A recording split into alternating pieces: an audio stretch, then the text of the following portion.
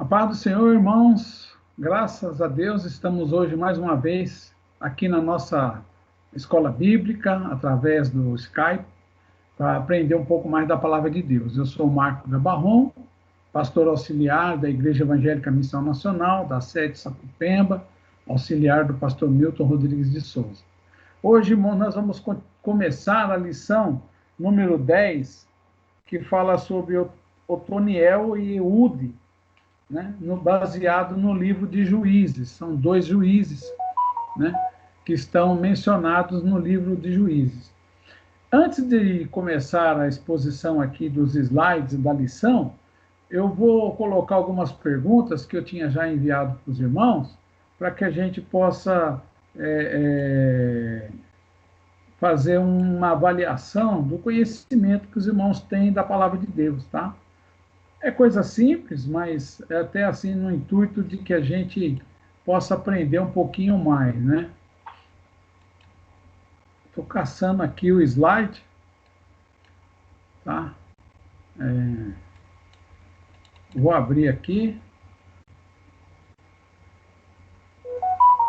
Já está começando, já vai entrar aqui na exibição, tá ok? As perguntas que eu mandei,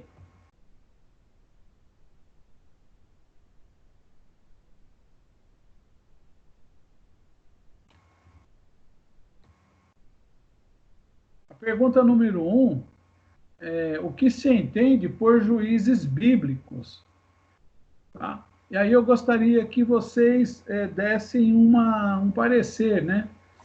Abrisse o microfone para falar sobre essa primeira pergunta aqui. O que se entende por juízes bíblicos, né? Vocês entendem por juízes bíblicos? Os juízes, eles antecederam a monarquia, né? Os reinos, né? Eu acho que é isso. Certo. Eles eram líderes espirituais, líderes militares. Aham. Exatamente. Eram líderes, né? E de alguma, na sua ação, na sua atuação, trouxeram livramento para o povo de Israel no momento de agonia e sofrimento, né? E tomava decisões também, a Fátima está falando aqui. Decisões judiciais. Alguém mais quer falar? Eu vou compartilhar de novo aqui. Pode falar? Pode. É uma soma dessas coisas, né? Aqueles que julgavam as causas, governavam, equilibravam aquela sociedade da época, né? Então, é o que o Rogério falou, né? Antecederam aí o período dos reis. Ok. É isso. Vou colocar de novo o compartilhamento para passar aqui para a minha resposta. Ó, eu coloquei que eles eram líderes carismáticos que libertaram e governaram o povo de Israel quando eles foram oprimidos pelos outros povos. Tá? Líderes carismáticos não tem nada a ver com os carismáticos do catolicismo. Aqui fala do espírito que vinha sobre eles, tá bom? Então, líderes que eram cheios do espírito, que libertaram e governaram o povo de Israel.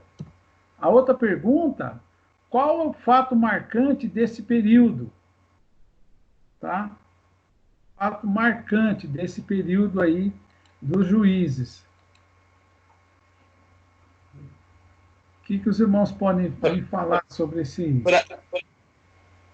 Para mim, pastor, eu acho que um fato marcante é o fato de Débora, uma mulher num período onde a mulher era muito desvalorizada, uma mulher ser juíza e ainda ir para a luta, né, ir para a batalha. Eu achei isso marcante para mim. É interessante, eu não tinha pensado nisso, não. Eu também pensei nisso daí. Minha resposta foi essa aqui no meu caderno. Você também colocou Débora? Sim. Para mim foi o de Sansão. Sansão, né? Uhum. Eu pensei em algo completamente diferente, tá? Para mim foi Samuel. Samuel, né? A Fátima está falando aqui que foi o quê, Fátima? Desobediência do povo. Para ela foi a juízo. a desobediência do povo, né? Uhum. Eu vou voltar aqui o compartilhamento para mostrar aqui a minha resposta para vocês. Tá? Ó, eu coloquei aqui, ó. Muito rápido para me copiar. Tá. Eu coloquei aqui, ó, o ciclo de infidelidade e libertação. Para mim, esse é o fato marcante do período dos juízes, né? Esse ciclo.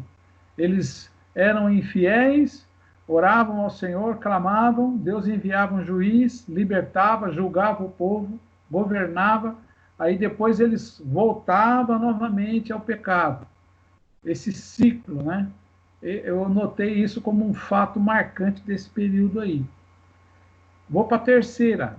Ó, quantos foram os juízes? Já até vou pôr a resposta aqui, porque isso dá muita polêmica. Dependendo da fonte, tem 12, pode ter 15 ou pode ter 16. Depende de como você lista. Tá? Alguns listam somente 12, excluem, né? Abimeleque, Eli, Samuel, né? Não põe Baraque, só põe Débora, tá? No dicionário, esse dicionário que nós usamos no CBTA, vocês estão vendo aqui, ó, aqui tem 16, ele inclui todo mundo. Ebimeleque, coloca Eli, Samuel, Baraque, tá? Então, pode ser 12, dependendo da fonte que você consultar, pode ser 15, pode ser até 16. O Davi estava até dando uma sugestão aqui de colocar, hein, Davi? Colocar Josué e Moisés também. Eu acho. Os caras foram representantes também para mim. Por isso que eu achei interessante. Não, mas não é certo, né? Só foi uma sugestão mesmo. Uma coisa minha. Biblicamente não é possível, né? Uhum. Tá bom? Pastor, nesse dicionário aqui, aonde é que tá? Para depois eu marcar. Tá na palavra juiz. Ah, né? tá. Juiz. Tá. Procura na letra J, a palavra juiz. Tá bom. Aí você vai encontrar a lista lá. Então, fica meio confusa essa quantidade. Depende do gosto de cada um, tá? A lista que você seguir. Achei 8. A Fátima só achou 8. Eu vou compartilhar a tela aqui novamente, vou colocar aqui a minha lista, tá? Para vocês verem, né? Como se chamavam, né? Eu coloquei todos aqui, ó. Otoniel, Eude, Sangar, Débora e Baraque, Gideão, Abimeleque, Tola, Jair, Jefté, Ibsã, Elon, Abdon, Sansão, Eli e Samuel. Tá? Aí, como eu já falei, depende da lista de cada um, tá? Houve alguma mulher? Sim ou não? A Fátima já gritou sim aqui, né? Que foi Débora, sim. Né? Eu acho que Débora é a única, né? Não tem outra, né? Tem outra? Eu não achei. Tá? A sexta pergunta é: quais eram os principais inimigos dos israelitas nesse período? São vários os povos, né, com os quais eles terão algum tipo de enfrentamento, né? Vocês anotaram algum?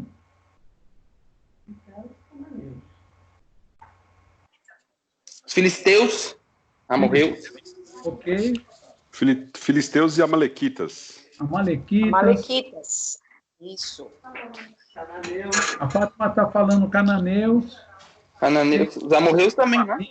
Todos os zeus, né? Amorreus, heteus, ferezeus. Jebuseus, e assim vai. O primeiro rei que Otiniel luta, ele era do quê, pastor? Você sabe dizer? Oi? O primeiro rei que Otiniel Otiniel, deixa eu ver, eu tô falando besteira aqui. Esse primeiro rei que o Otiniel luta, ele era o quê? Você não sabe dizer? Parece que ele era Davi. Mesopotâmia. Então, eu vi que é Mesopotâmia, mas eu não sei dizer, não sabia dizer, tipo assim, amorreus, filisteus, sabe? Pensei que tinha algo nesse sentido. Então, porque tem além desses que a gente cita normalmente, filisteus, cananeus, amorreus, moabitas, tal, existiam outros reinos também, inclusive lá da região da Babilônia, da Mesopotâmia, com os quais eles guerrearam.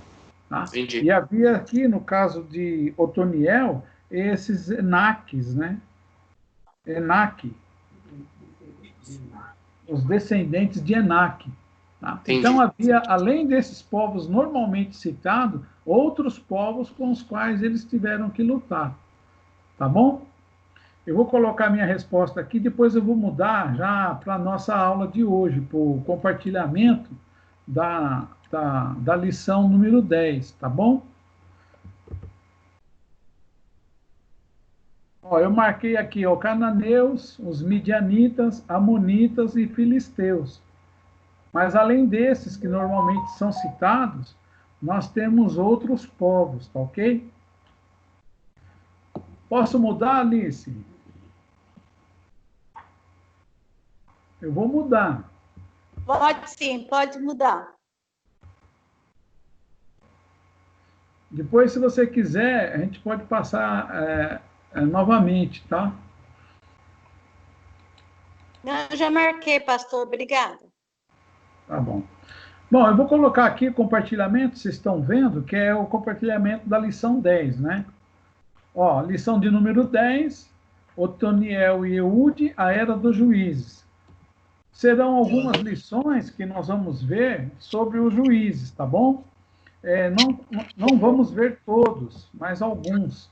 O versículo-chave desta lição de hoje nos diz assim, ó, que naqueles dias não havia rei em Israel, e cada um fazia o que achava mais certo. Tá bom? Esse versículo, ele é um versículo importante para nós, que lá na frente, nos próximos slides, nós vamos falar dessa situação de desintegração social que estava acontecendo lá com Israel. Tá? Que a gente já pode ver aqui pelo próprio versículo, dizendo que cada um fazia o que achava certo.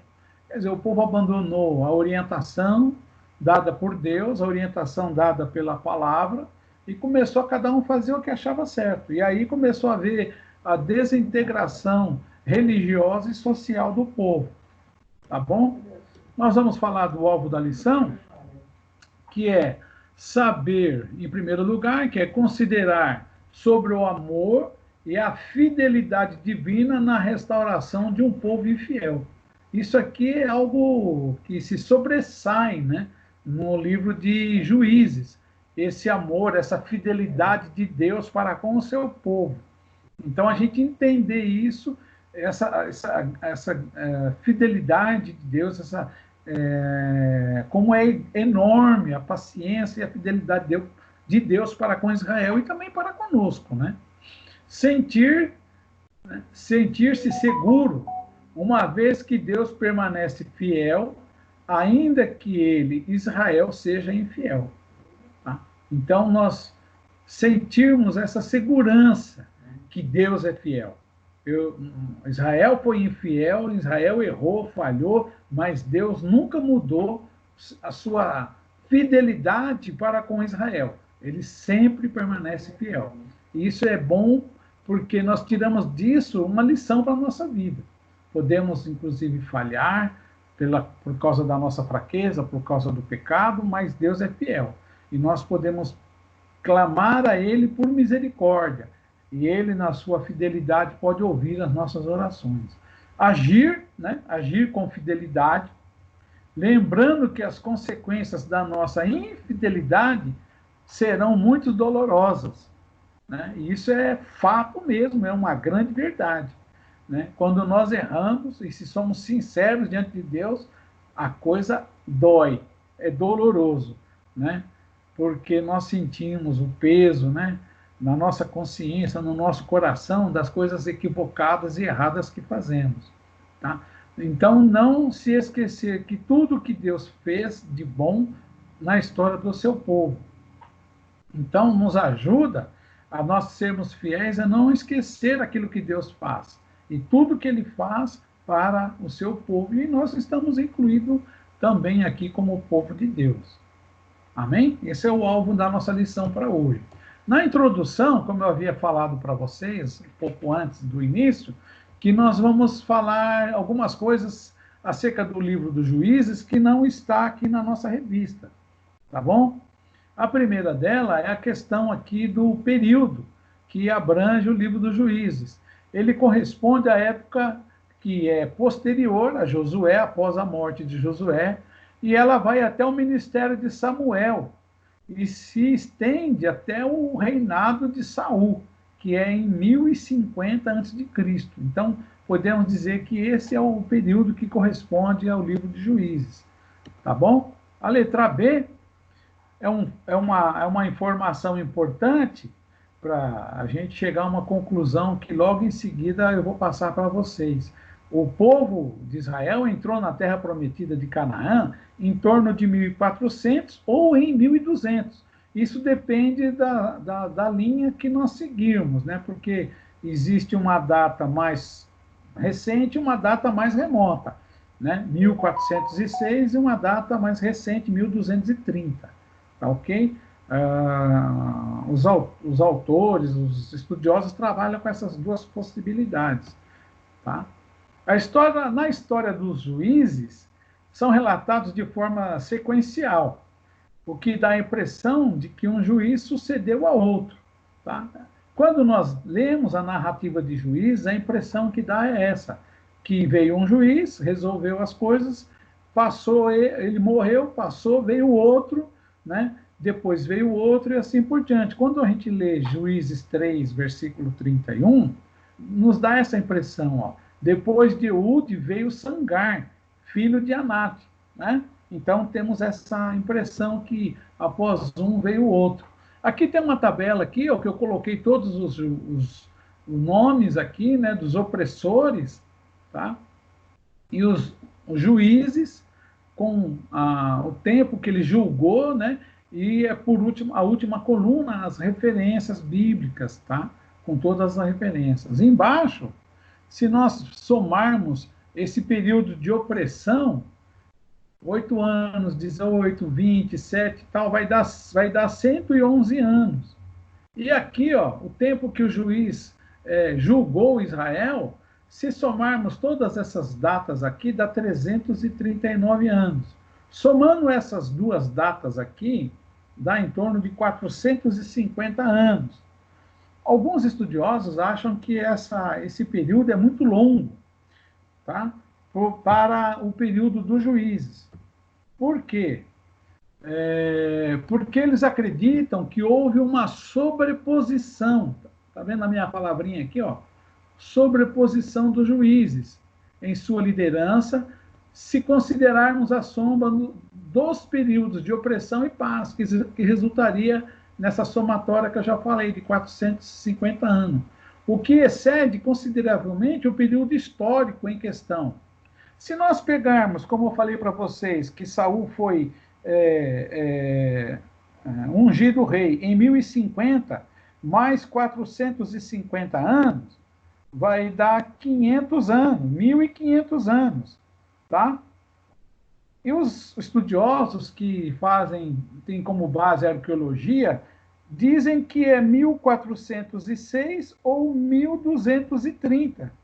Então, esse período aqui estaria muito grande, 450 anos seria muito além.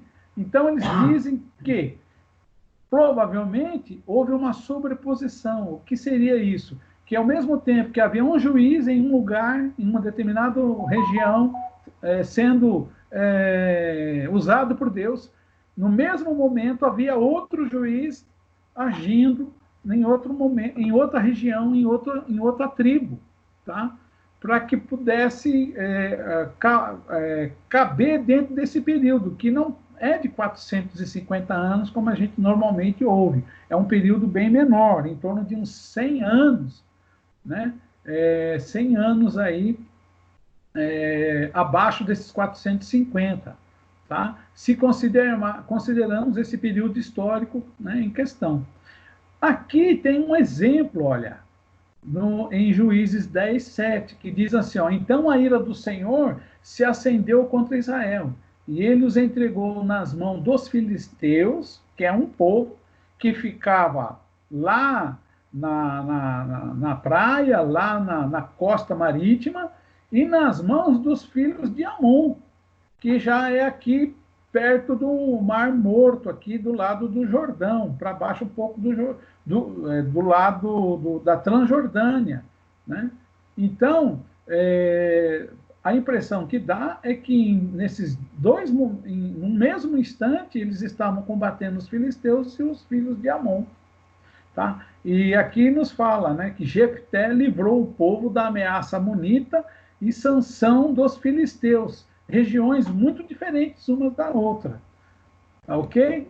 Então, essa argumentação, ela ajuda a entender essa questão do tempo que durou o livro dos Juízes e essa possibilidade de que não foi sequencial. Houve uma sobreposição. Ao mesmo tempo que um juiz estava atuando em uma região, havia outro atuando em outra região.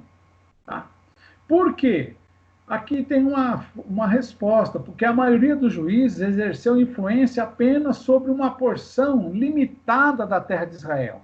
Eles não eram líderes nacional, eles agiram em uma determinada região. Nenhum juiz liderou a nação inteira, cada um recebeu o apoio de apenas algumas tribos, geralmente nos arredores da sua cidade natal. Tá? Então, dá para chegarmos a essa conclusão, tá? Que nós estamos propondo. Podemos, então, considerar que a atuação dos juízes foi local e, com frequência, sobrepostas. Aconteceram simultaneamente batalhas lideradas por esses homens que Deus levantou. Esse período foi caracterizado, irmãos, não apenas por depravação moral, esse período foi caracterizado não apenas por depravação moral e trevas espirituais, mas também por uma fragmentação política. Tá? Houve essa questão, tá? Para com o povo de Israel. Havia o problema da depravação, havia problemas de questões espirituais, mas também houve esse esfacelamento, essa fragmentação política, não havia unidade. Tá? Essa pode ser uma das razões pelas quais o povo vai querer um rei, né, para que pudesse trazer esse senso de unidade, né, de nação, de reino. Tá? Sob a liderança de Moisés e depois com Josué, Israel era uma nação unida, organizada, com uma estrutura tribal bem definida, e que os territórios haviam sido divididos de forma clara.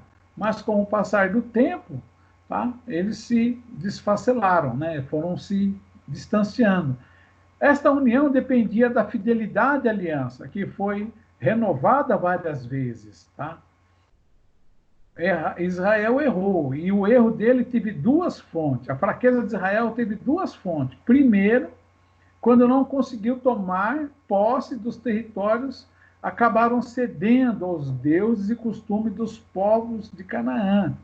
E, ao invés de obedecer à aliança com Deus, foram, então, infiéis. Tá? Então, essa é uma fonte, né, do erro que eles cometeram. Eles não destruíram, não terminaram por eliminar aqueles povos, né, com a sua cultura, com a sua idolatria, com a religião, com aquele paganismo. Então, eles não conseguiram.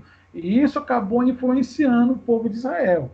O segundo, a fonte de erro, diz assim, que naqueles dias, que é uma citação bíblica de Juízes, não havia rei em Israel. Cada um fazia o que achava mais certo. Lembra que na nossa o versículo-chave, nós já falamos desse texto, ele se repete, irmãos, olha, em Juízes 17:6, 18:1, 19:1, 21:25. Então, esses textos destacam uma estrutura social que já estava encaminhando para a falência, por causa da infidelidade, cada um fazendo o que achava mais certo. Então, como não havia um rei que pudesse unir todos, né, sobre um chamado, sobre uma liderança, eles acabaram se afastando, cada um fazendo o que bem entendia. E com isso, por causa desses erros, Deus permitiu que eles fossem subjugados por outros povos. Tá? E aí, israelitas fizeram o quê? Aflitos, né? Faziam o quê? Clamavam ao Senhor, que levantou líderes, que os libertaram e depois os governaram. Tá? Então, Israel passou a viver um ciclo. E é muito interessante, né, que isso se repete. Né? É um ciclo: idolatria, aflição, clamor, libertação, paz, enquanto o juiz governava. Após a morte do juiz, então, dava início a um novo ciclo. Esse texto que eu vou colocar aqui para vocês é um texto grande, de Juízes 2, no versículo 16 até o 19, traz muito claro essa situação. Tá? Diz assim, ó: então o Senhor suscitou juízes, que os livraram das mãos dos que os atacavam e roubavam. Mas eles não obedeceram aos seus juízes. Pelo contrário, se prostituíram com outros deuses e os adoraram. Depressa se desviaram do caminho por onde andaram seus pais, na obediência aos mandamentos do Senhor, e não fizeram como eles. Quando o Senhor lhes suscitava juízes, o Senhor estava com um juiz e os livrava das mãos dos seus inimigos, mas todos os dias daquele juiz, porque o Senhor se compadecia deles ante os seus gemidos, por causa dos que os afligiam e oprimiam. Está vendo? Então, eles passavam por dificuldade, abandonaram ao Senhor, veio o sofrimento. Eles clamavam a Deus, Deus enviava um juiz que libertava e governava, né?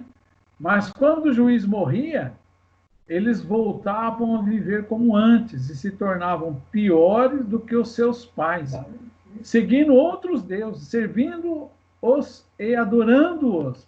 Não abandonavam nenhuma das suas práticas, nem a sua obstinação. Então, Israel estava vivendo esse ciclo. O livro de Juízes trata desse ciclo, né, que o povo de Israel passou a viver. Que eu coloquei aqui, voltei o slide aqui para nós olharmos. Olha, esse ciclo aqui: idolatria, que é a infidelidade, né, a desobediência, aí vinha o sofrimento, as aflições. Eles começavam a passar por dificuldades, então eles começavam a lembrar-se de Deus, que Deus é misericordioso, Deus é fiel, Deus é amor, e aí clamavam ao Senhor. Deus, então, nesse amor, nessa sua fidelidade para com Israel, trazia libertação, trazia paz, mas tudo isso durava só enquanto o juiz governava. Morria o juiz, eles voltavam às práticas erradas, e voltavam ao ciclo de idolatria, desobediência, e essa frequência foi trazendo essa ruptura e essa ruptura social no povo de Israel. Tá? Cada um começou a fazer o que bem entendia, o que achava certo, como é o versículo que está aqui em cima. Ó. Naqueles dias não havia rei em Israel, cada um fazia o que achava certo. Então, cada um fazia o que bem queria. Então, essa é a situação, é o pano de fundo, né, de toda essa situação pelas quais os israelitas estavam passando. O nosso primeiro tópico aqui, toda essa parte que nós falamos, foi a introdução, né? Esse primeiro, agora nós estamos no primeiro tópico que fala os juízes, né? Fizemos essa introdução para trazer uma visão de toda essa situação do livro de Juízes, né, do povo de Israel, tá? A primeira definição está aqui, ó, a palavra juiz indica alguém que toma decisões judiciais. Então, os juízes, além de serem guerreiros, trazerem libertação, da opressão, eles também julgavam Israel, o povo de Israel. Quem julga Israel, que julgava em Israel, corrigindo os desvios que eram cometidos pelo povo. Então, eles atuavam também como juiz mesmo, né? Para corrigir e punir os que faziam coisas erradas. A letra C lembrava o povo redimido de Israel de suas responsabilidades para com Deus. Então, além de corrigir, apontava o que estava acontecendo de errado, o que Israel tinha que fazer, qual era o compromisso que Israel havia assumido com o Senhor, que era de obediência às suas leis, né, de obediência a Ele, o Senhor, né, deles, o Senhor de Israel. A letra D, os juízes também eram os libertadores ou salvadores do povo. Tá? Então, como já falei, traziam liberdade, salvavam o povo das consequências da sua infidelidade, mas também atuavam como juízes. Tá ok? Nós vamos seguir em frente, a letra E. Os juízes provinham de diversas tribos. Tá? A letra F. Esses homens, esses juízes, eram capacitados por Deus. Esse é um outro aspecto bastante interessante, que aparece em várias passagens do livro de Juízes, como está mencionado aqui, ó, Juízes 3:10, Juízes 6:34, 11:29 e depois 14:6.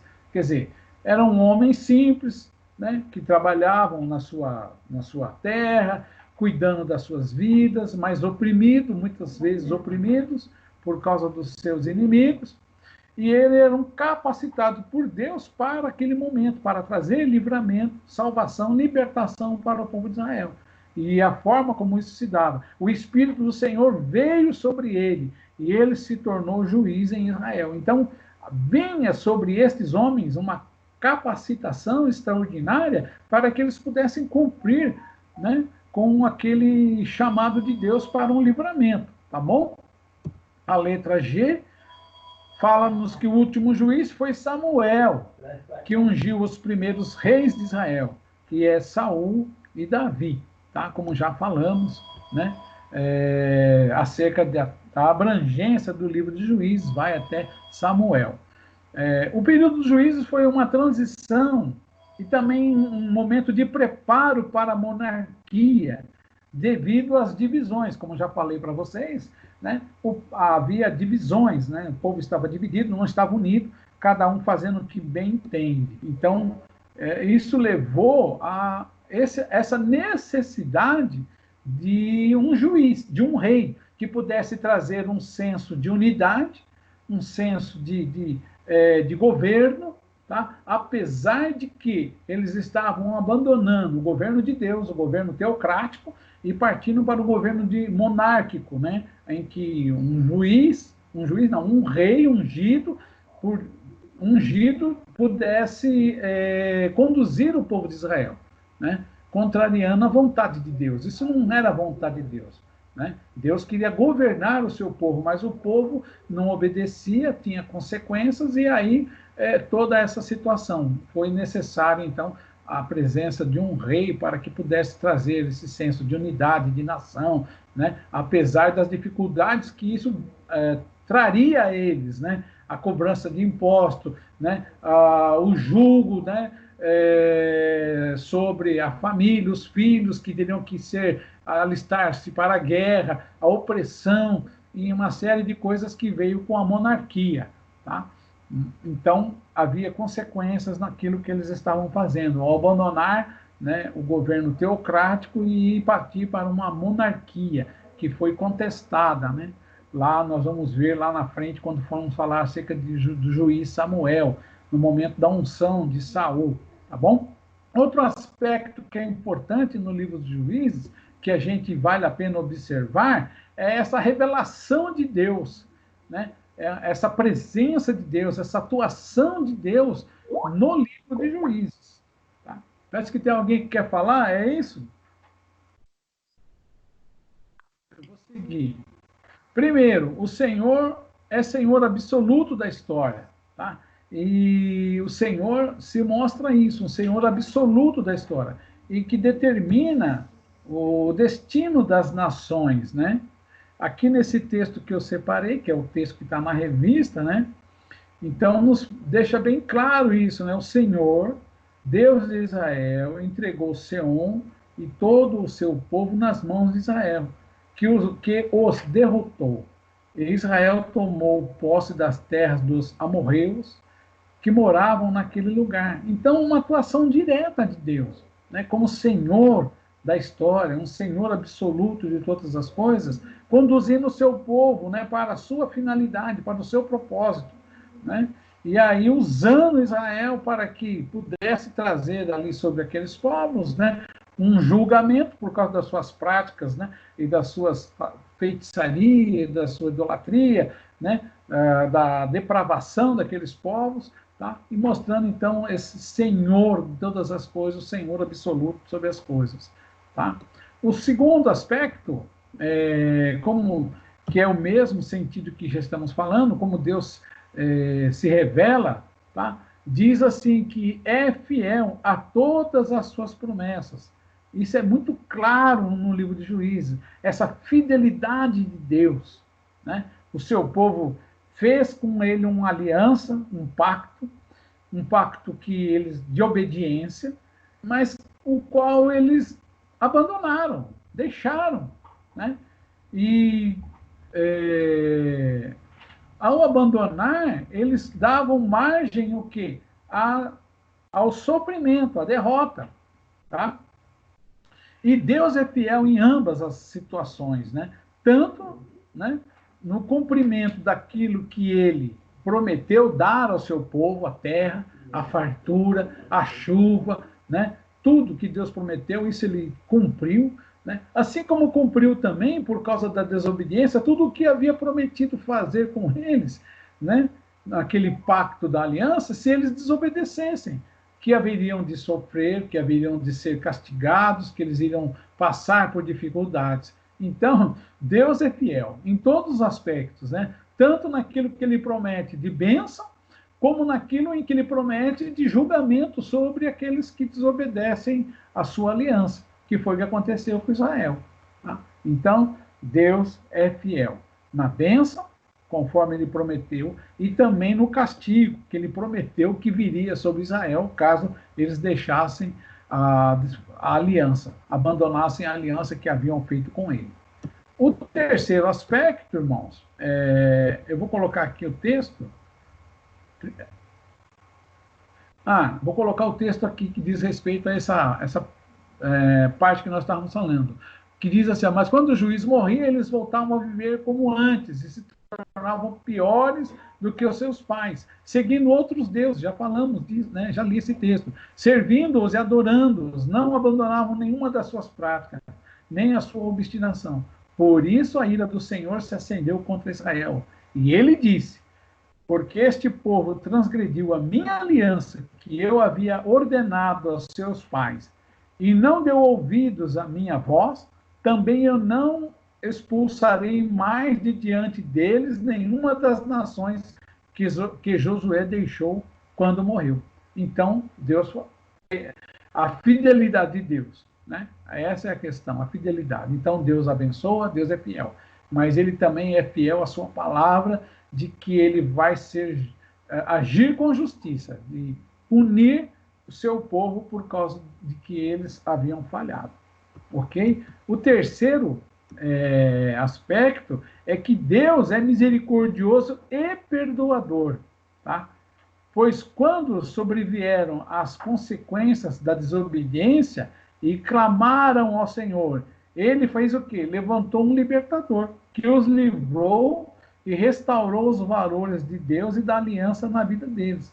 Então, apesar de que Israel usava de uma estratégia, né, aqueles ciclos que nós estávamos falando há pouco, né, de que Israel errava, aí vinha o sofrimento, clamava a Deus, né, Deus enviava um libertador, porque Deus é misericordioso, é perdoador, né?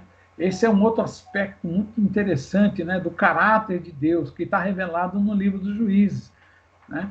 Então, se nós nos arrependemos, nós nos arrepender das nossas falhas, acreditarmos no Senhor, ele vai agir sempre com misericórdia e vai perdoar as nossas faltas. Isso é muito presente, né, no Novo Testamento, na vida de Jesus Cristo, né? Ele veio para perdoar os nossos pecados, e ele ascendeu aos céus, e ele é o nosso advogado diante do Pai. Por quê? Nós falhamos, erramos, e como vamos fazer? Vamos pedir a misericórdia e clamar a Deus, né, por perdão, e pedir, e Jesus está ali por nós, para interceder diante do Pai por nossas faltas, por nossas falhas, por nossos pecados, tá bom? Isso é um aspecto muito interessante presente em Juízes, mas que está lá presente no Novo Testamento, né, em Jesus Cristo. O último e quarto aspecto, né, que Deus capacita os seus servos para tarefas que lhes designa, tá? E aí nós temos aqui os quatro, né, que são citados, né, Otoniel, Gideão, Jefté e Sansão, que foram libertadores. A Bíblia diz que o Espírito do Senhor veio sobre eles. Pelo menos esses quatro estão citados, né? Tem as passagens aqui, ó, Juízes 3, 10, 6, 34, Juízes 11, 29 e 14, 6. Então, Deus nos capacita, né? Nos dá virtude, nos dá unção do seu Espírito, nos dá dons do seu Espírito. Deus nos dá essa graça para que a gente possa cumprir com que a nossa tarefa, para aquilo para o qual Ele nos chamou. Às vezes achamos que Deus chama e nós estamos sozinhos. Não. Deus está conosco, nos capacitando, nos ajudando, nos dando do seu Espírito, virtude, assim como Ele capacitou aqueles homens que, diante daqueles povos, eram às vezes em número menor, né? Menos capacitado, com um armamento mais inferior, né? Em um grupo menor, e eles iam lá e o Senhor estava com eles, eles conseguiam vencer as batalhas e destruir os seus inimigos. Por quê? O Espírito do Senhor veio sobre eles. E o Espírito do Senhor vem sobre as nossas vidas para nos capacitar. Isso é um aspecto muito, muito, muito bonito, né? Um aspecto assim, interessante que tem no livro do Juízes, que a gente tem que se apropriar dele, acreditar que o Senhor nos capacita. Por fim, encerrando, né, a nossa parte hoje, história de Israel para hoje, fala-nos que esse Deus é o nosso Deus também. Esse Deus lá de Juízes é o nosso Deus nos dias de hoje, tá? Portanto, isto vale igualmente para nós. Então, a gente não pode pensar que foi só para aquele momento da história, foi só para o povo de Israel. Não, é para nós hoje.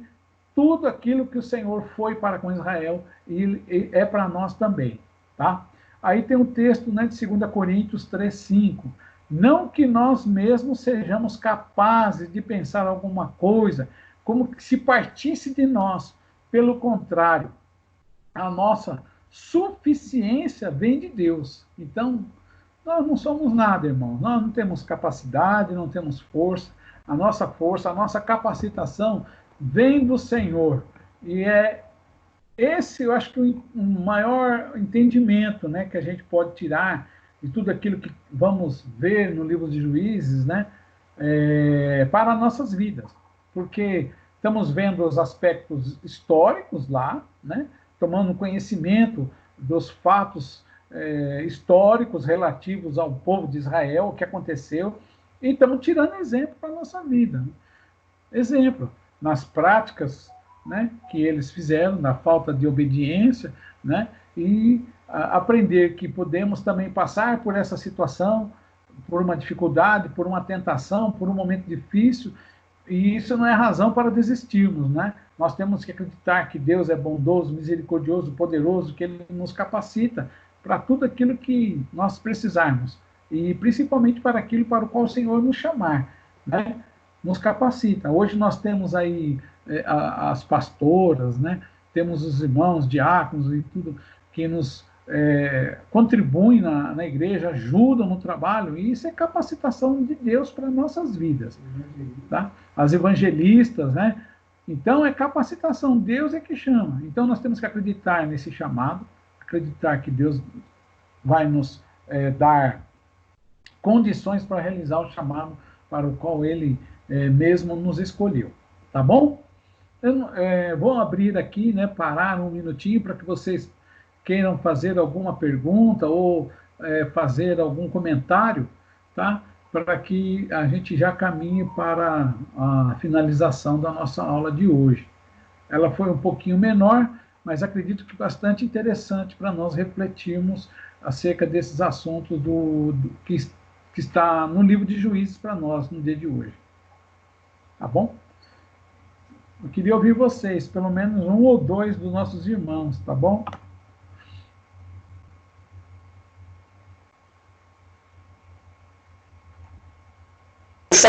Vou falar. Pode falar. Pode falar. Então, é muito lindo, né, a gente ver como Deus tratou com o povo e trata até hoje. Mas o pastor fez um comentário e na hora eu me lembrei, né, como Deus nunca quis que a vitória, nem permitiu, né, nem quis, não permitiu nunca que as honras da vitória fossem dadas aos juízes, né, aos lutadores. E eu lembro bem da história de dois, pelo menos, eu acho que a maioria também lembra dos dois aqui, Gideão e Sansão, né? Gideão, porque tinha um grande exército, Sansão, porque tinha grande força, mas nenhum com um grande exército não pôde lutar com esse grande exército, porque senão a glória ia ser dele e do exército.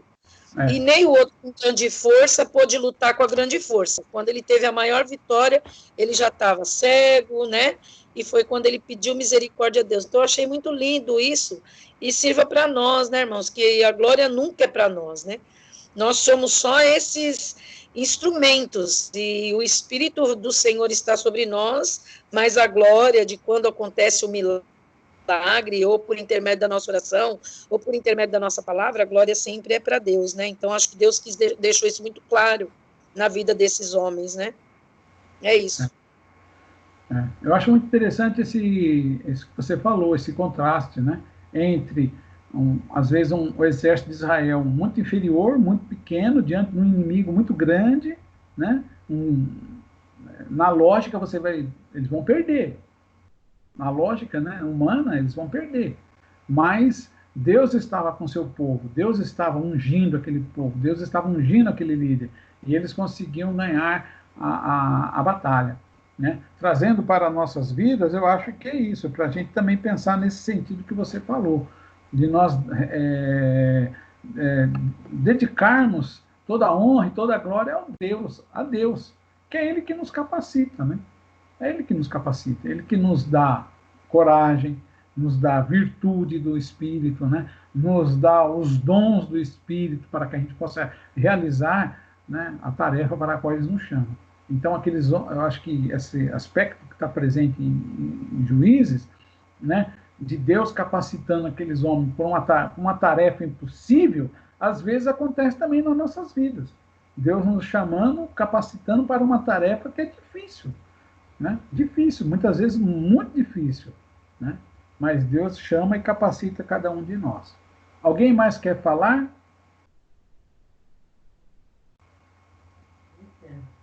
Então, vou falar.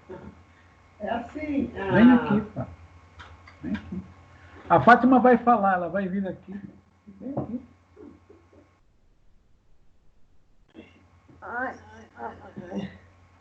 Eu digo assim que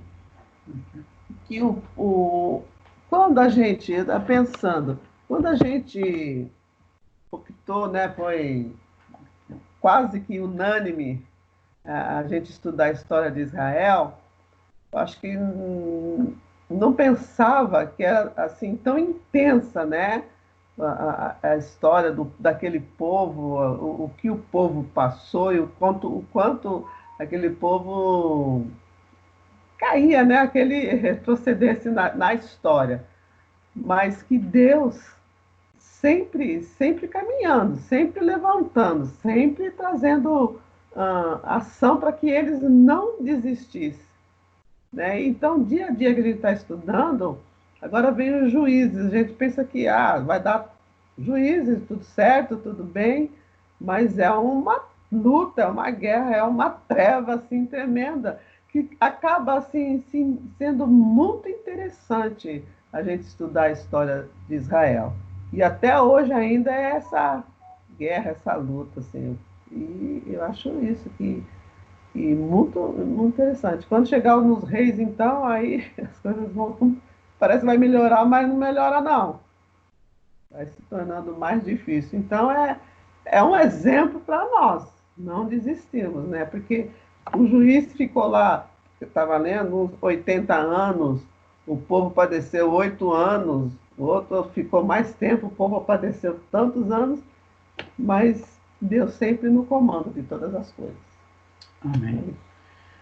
Então, irmãos, a Fátima está falando dessa importância de estudar a história de Israel, e agora estamos vendo o livro de Juízes, né? E é bem por isso, é bem interessante mesmo, né? Porque quando a gente olha assim de longe, a gente fala, parece que não tem valor, né? Mas não, irmão, tem valor, porque a gente vai ver o homem, né? A pessoa, né? A pessoa, nas suas incoerências, nas suas falhas, nas suas fraquezas, né? Nas suas faltas, porque eram pessoas que tinham uma aliança com Deus, o compromisso de obedecer a Deus, mas falharam, né? Então, esse é o aspecto do homem, né? Do aspecto humano. Mas tem um aspecto divino, de um Deus que é misericordioso, de um Deus que é fiel, de um Deus que é bondoso. Então, se nós errarmos, isso pode acontecer, mas se clamarmos a Ele, se suplicarmos a Ele, como Israel fazia, né, certamente o Senhor vai ouvir as nossas orações, vai ouvir o nosso clamor, né, vai ouvir as suas promessas e vai vir em nosso socorro. Então, eu acho assim, a gente entender isso, essa lógica, entender esse mecanismo, esse funcionamento é muito importante, mas não usar desse conhecimento para tipo, que eu acho que é o que Israel fazia, que era saber que Deus era bondoso, misericordioso. Então vamos falhar aqui, vamos errar, vamos sair aqui pela tangente aqui, fazendo as coisas erradas, e depois a gente clama a Deus e Deus nos perdoa e nos livra das consequências das coisas erradas. Isso é meio que equivocado, porque seria uma atitude hipócrita, né? Então a gente não pode caminhar por esse caminho, e aquele povo eu acho que errou por isso, né? Por causa dessa obstinação em saber a verdade, conhecer a verdade, ter feito aliança com Deus, e a todo momento estava errando e consertando, errando e consertando, errando e consertando. E isso pode acontecer? Sim, pode acontecer conosco, mas a nossa vida tem que ser mais de acerto do que de erro, né? É o que eu acho, que a gente tem que tentar acertar muito mais do que errar. Talvez quando a gente é recém na igreja, mais jovem, novo convertido, a gente esteja mais errando do que acertando. Mas depois de uma certa caminhada com Deus, a gente tem que acertar mais e errar menos, né? Que faz com que a gente se aproxime muito mais do Senhor, né? Então eu acho assim que ao estudar Juízes, a gente tira essas lições para a nossa vida, tá bom? Se não tiver mais ninguém que queira comentar agora, acenar aí, dizer alguma coisa. Eu queria falar só uma coisinha. Eu acho interessante que assim, a gente ouve, né, que vivemos o tempo da graça. Mas através desses estudos, eu percebo que essa graça de Deus, na verdade, ela vem desde sempre, né? Porque você vê um povo que, como o senhor estava falando, aí acerta, erra, acerta, erra, acerta, erra, mas Deus é tão gracioso que sempre perdoa, e sempre levantava alguém para justificar eles e tal. Então eu ligo esses dois pontos. Acho que, na verdade, a graça não é os dias de hoje, a graça foi desde que Deus criou o homem. Então, só uma observação da minha parte, assim, acho legal, eu consigo linkar a graça, mesmo, lógico, que existe Jesus, é uma coisa diferente, mas eu vejo a graça de Deus desde o princípio. Acho interessante, por conta dessa situação do povo. É uma boa sacada, realmente, né? Deus é sempre amoroso, né? E o que a gente viu agora em Juízes, esse aspecto, né, de um Deus que é fiel, que é misericordioso, né? Isso é a graça dele, né? Que já havia sido revelada lá no Antigo Testamento, tá? Uma graça, uma bondade de Deus, tá bom? Irmãos, eu creio que por hoje é só. Quero agradecer aos irmãos pela participação, pela presença, né? Que Deus os abençoe, Deus nos ajude e que possamos, a cada dia, sermos melhores diante dele. Amém? Eu vou pedir para o Davi encerrar, nós vamos orar, e assim estamos agradecidos a Deus por essa grande oportunidade que Ele nos concedeu no dia de hoje. Amém? Ora, Fátima. A Fátima vai orar. Aproveitar, né, e orar para os nossos irmãos que não estão conosco hoje, Terezinha, Petrônio, Nicolas, né, que Deus possa... E orar também para aqueles irmãos que estão doentes, viu? Nós queremos acrescentar na oração, tá bom? Com certeza. Senhor amado, nós queremos te dar graças, Senhor, porque mais uma vez, Senhor, o Senhor dá essa oportunidade de estarmos conversando, Senhor, a respeito de Ti, a respeito do Teu reino, a respeito das Tuas bênçãos e maravilhas. Pai querido, continua conosco, nos fortalecendo, abrindo nossas mentes para o conhecimento da Tua palavra, Senhor. Que Teu Espírito Santo, como foi com aqueles homens no passado, Senhor, esse mesmo Espírito tem sido com a Tua igreja de hoje, com o Teu povo de hoje. Portanto, Senhor, nos abençoe, nos dê graça e nos fortalece em nome de Jesus Cristo, através do Espírito Santo.